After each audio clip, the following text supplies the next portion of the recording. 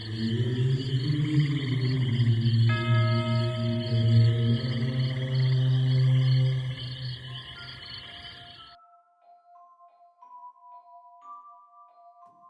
आणि सॅम्युएलला घाबरवणारे ते डायरचे भूतच होते.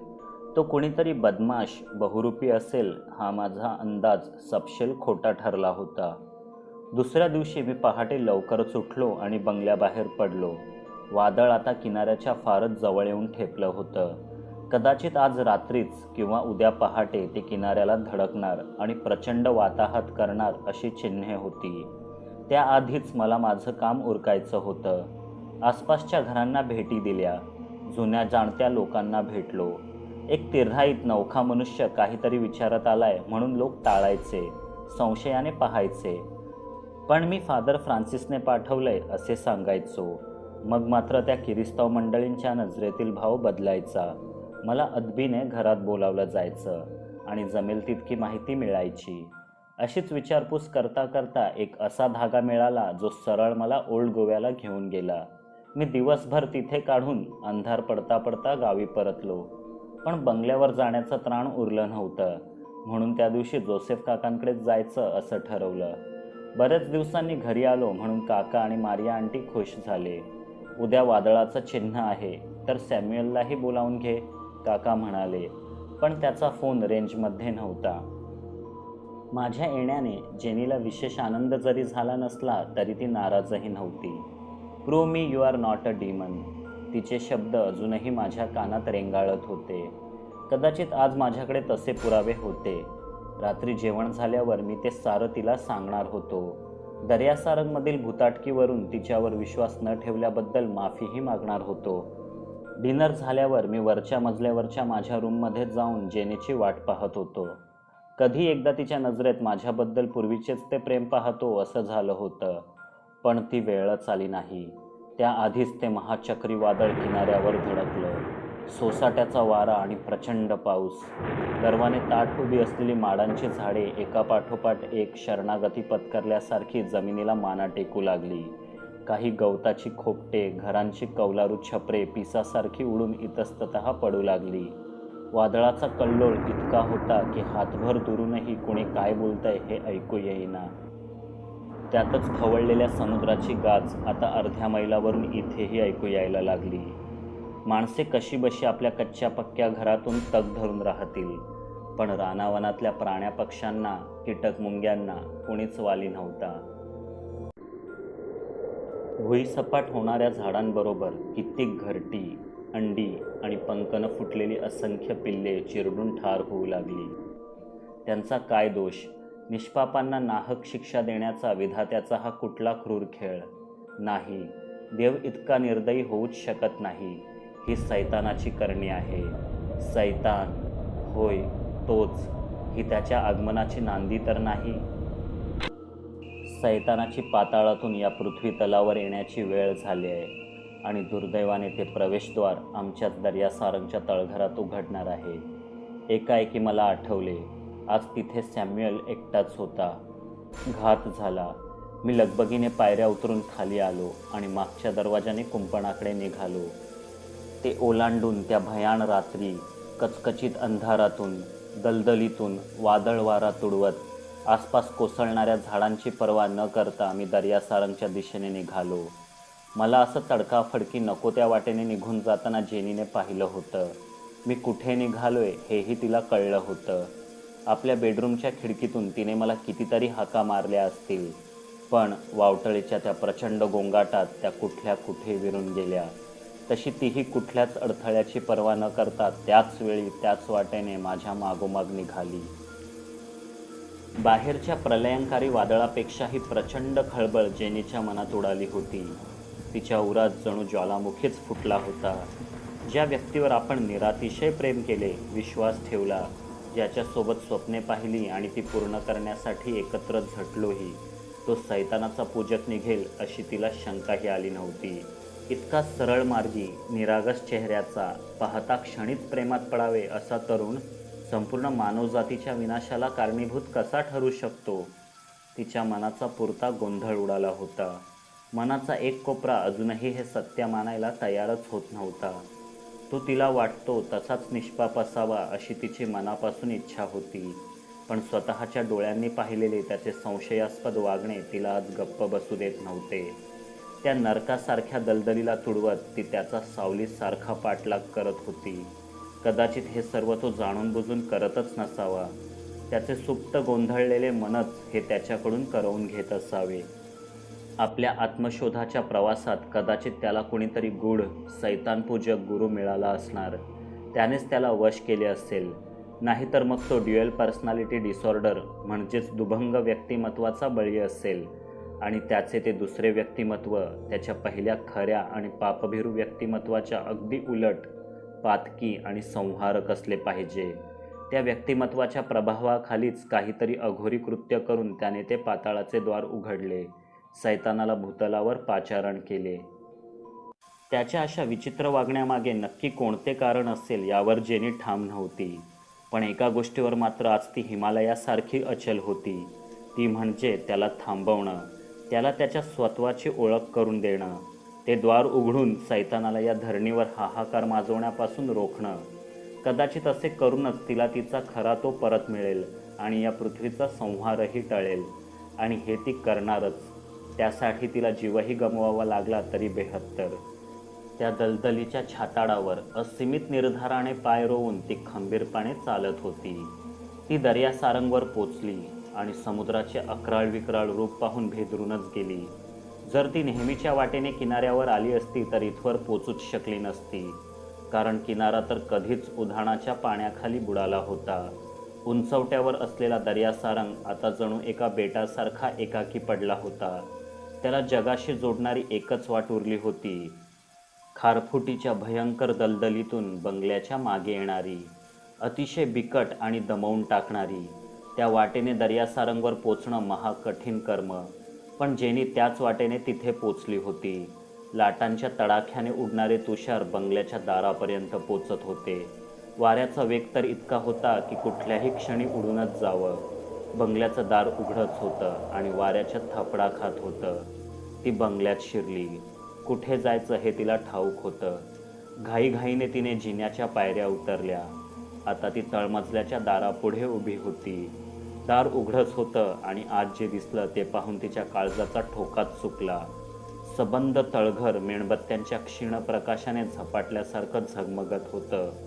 जमिनीवर रक्ताने रेखाटलेलं एक प्रचंड वर्तुळ आणि त्यात भले मोठे पेंटाग्राम, पंचकोनी तारा, सैतानाचं प्रतीक. दाराकडे पाठ असलेली एक व्यक्ती उच्च स्वरात त्या ताऱ्यापुढे कसले तरी विचित्र मंत्र गात होती. त्यातले शब्द तिला कळत नसले तरी ते पवित्र मंत्र नक्कीच वाटत नव्हते. तळघराच्या भिंतीवर लावलेले उलटे क्रॉसेस आता थरथरू लागले होते. कदाचित तिला यायला उशीर झाला होता. तरीही शेवटचा प्रयत्न म्हणून आता ती त्याला साथ देणार. तेवढ्यातच कोणीतरी मागे येऊन तिच्या तोंडावर हात ठेवला. तिचे ओरडणे आतल्या आत विरून गेले. तिला जवळपास ढकलतच तो त्या पायऱ्यांवरून हॉलमध्ये घेऊन गेला. तिने प्रतिकार करण्याचा प्रयत्न केला पण तिची शक्ती तोकडी पडत होती. हॉलमध्ये एका कोपऱ्यात जाऊन त्याने तिला सोडून दिले. द्वेषाने ती मागे वळली. जवळचीच एक धातूची फुलदाणी घेऊन त्याच्या डोक्यात घालणार तेवढ्यात ती थबकली. कारण तो मीच होतो. तू इथे आहेस तर मग बेसमेंटमध्ये कोण आहे? तिने गोंधळून विचारलं. कोण असू शकतं?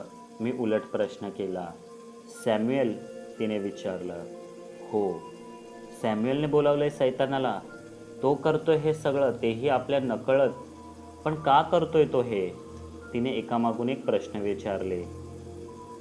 कारण सॅम्युएलचं पूर्ण नाव सॅम्युएल अँथनी डायर आहे. डायर कोण? तोच बंगल्याचा जुना मालक? तिने विचारलं. होय. तुला दिसलेलं ते 6.5 फूट उंच भूत ते डायरचंच होतं. तुझ्यावर त्याची भूतबाधा फार वेळ टिकली नाही. पण इथे एकटं राहणाऱ्या आपल्या मुलाला मात्र त्याने चांगलंच पछाडलं. सैतानाला पृथ्वीवर येण्यास भाग पाडायचं आपलं अधुरं काम आता तो सॅम्युएलकडून पूर्ण करून घेतोय. त्याच्या प्रभावाखालीच सॅम्युएलने त्या 3 मुलांचा बळी घेतला, अनुष्ठान पूर्ण केलं.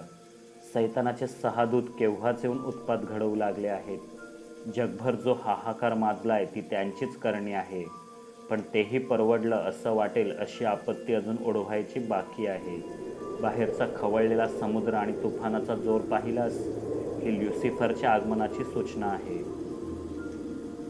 मग आपण सॅम्युएलला थांबवायला हवं, ती पुन्हा तळघराकडे जात म्हणाली. मी तिला अडवलं.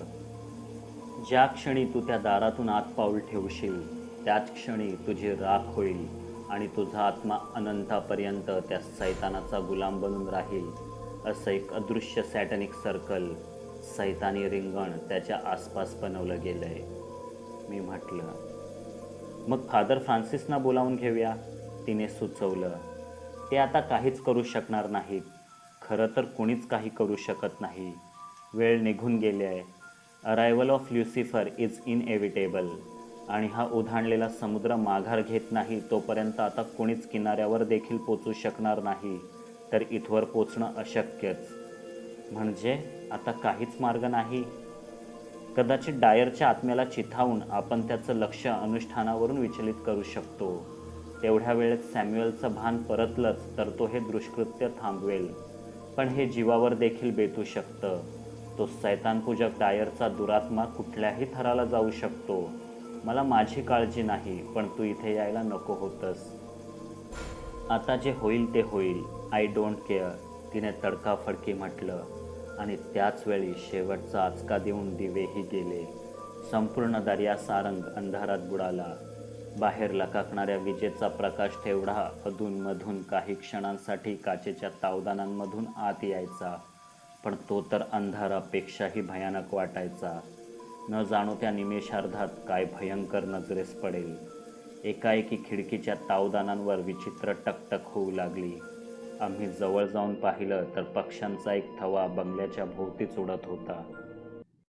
त्यांना कोणी पछाडले होते ठाऊक नाही, पण सरळ बंगल्याच्या भिंतींवर, खिडक्यांवर आपटून ते आपला जीव गमावत होते. काहींची डोकी तर काचा फोडून आत घुसली. तावदानांवर ठिकठिकाणी रक्ताचे डाग दिसू लागले. आम्ही खिडक्यांपासून मागे झालो. पुन्हा एकदा बेसमेंटच्या दिशेने चालू लागलो. तेव्हाच एक भयंकर वीज कोसळली. तिच्या लखलखाटात जवळपास पूर्ण हॉलच निमिषभरासाठी उजळून गेला. त्या प्रकाशात आम्ही पाहिलं, तो आमच्या समोरच उभा होता. आमची वाट अडवून.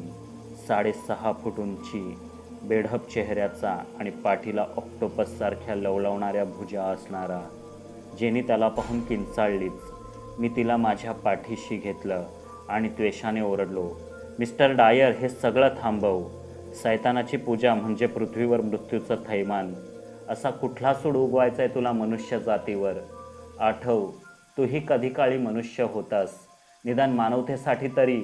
Shut up you moron. सहस्त्र ढगांचा एकत्र गडगडाट व्हावा तसा तो माझ्या अंगावर खेकसला.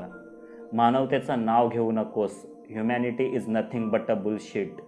मी जिवंत असताना मला तरी कुठेच मानवता दिसली नाही. एकाएकी त्या अंधाऱ्या हॉलमध्ये एक लख्ख उजेड पसरला आणि त्या उजेडावर काही दृश्ये दिसू लागली. जणू तो दुरात्मा आपल्या आयुष्याचा पटच उलगडून दाखवत असावा. एव्हाना जेनीची भीतीही थोडी कमी झाली होती. माझ्यासोबत तीही हे आक्रीत पाहू लागली. त्या दृश्यांमध्ये आम्ही दर्यासारंगला पाहू शकत होतो, पण त्यावेळी त्याचे नाव होते द सी वॉचर. या बंगल्यात राहत होती डायर फॅमिली. अँथनी डायर, त्याची पत्नी मार्गारेट डायर आणि 3 वर्षांचा सॅम्युएल. अँथनी दिसायला कुरूप, अतिशय सडपातळ. लक्षात ठेवण्यासारखी एकच गोष्ट त्याच्यात होती, ती म्हणजे त्याची उंची. त्यावरूनच त्याचे नामकरण लोकांनी बॅम्बू डायर असे केले होते. साहजिकच असा मनुष्य एकतर लोकांच्या तिरस्काराचा नाहीतर कुचेष्टेचा विषय बनतो. लोक त्याला टाळायचे, मागून चिडवायचे. लहान मुले त्याला बुगीमॅन समजून घाबरायची, तर टार्गट मुले बॅम्बू डायर म्हणत त्याचा पिच्छा पुरवायची. पण डायर चिवट होता. तो यामुळे अधिकच माणूसघाणा बनला होता. तो स्वतः सोडून इतर कुठलाही मनुष्य पृथ्वीवर राहायच्याच लायकीचा नाही या विचारांचा बनला. त्याच्याकडे वडिलोपार्जित बराच पैसा होता. त्याचे पूर्वज पोर्तुगीज व्यापारी म्हणून गोव्यात आलेले, मग इथले शासक बनले.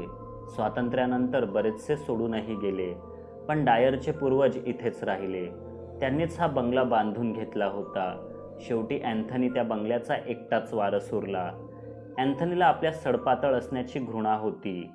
ताकदवान बनावे आणि आपला तिरस्कार करणाऱ्यांना पायदळी तुडवावे हा एकच ध्यास त्याच्या मनात होता आणि एक दिवस त्याच्या हाती ते पुस्तक लागलेच.